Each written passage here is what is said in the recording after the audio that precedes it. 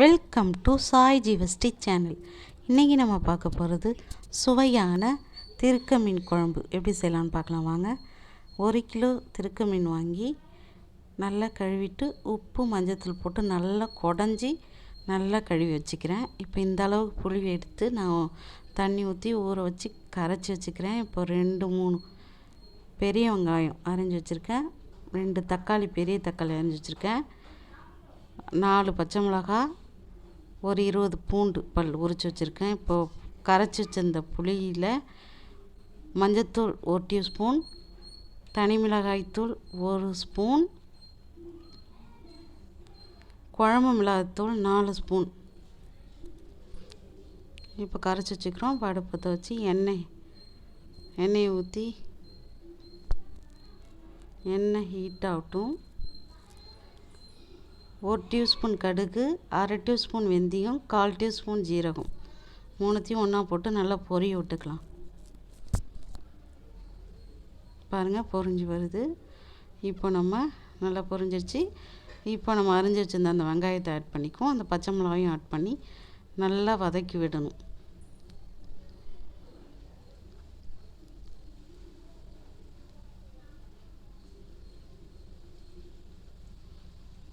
கிளறி விட்டு நல்லா வதக்கி விட்டுட்ருக்கோம்.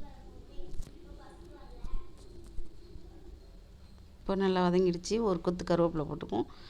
அதில் தக்காளி அரிஞ்சு வச்சிருந்த தக்காளி போட்டு நல்லா குழைய இந்த மாதிரி வர அளவுக்கு நல்லா வதக்கி விட்டுடலாம்.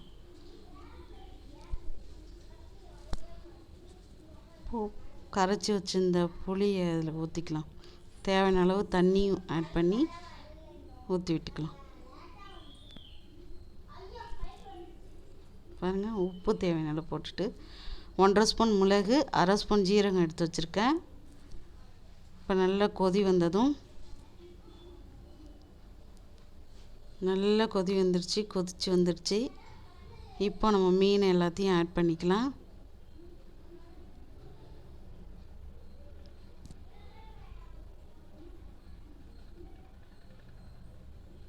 இது ஒரு 10 நிமிஷம் நல்லா கொதித்து வரட்டும். மீன் நல்லா வேகட்டும்.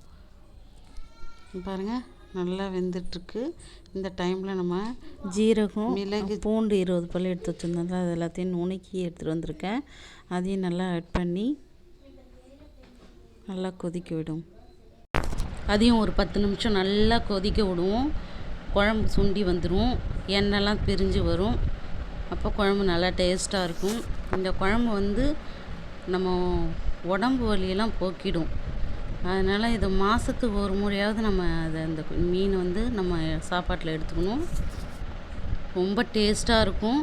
கறி மாதிரியே இருக்கும் இந்த குழம்பு சாப்பிட்றதுக்கு. பாருங்கள் எண்ணெய் பிரிஞ்சு நல்லா வந்துருச்சு. குழம்பு ரெடி ஆயிடுச்சு. சாய் ஜீவஸ்டி சேனலை சப்ஸ்கிரைப் பண்ணுங்கள், லைக் பண்ணுங்கள், ஷேர் பண்ணுங்கள், கமெண்ட் பண்ணுங்கள். மறக்காமல் பெல்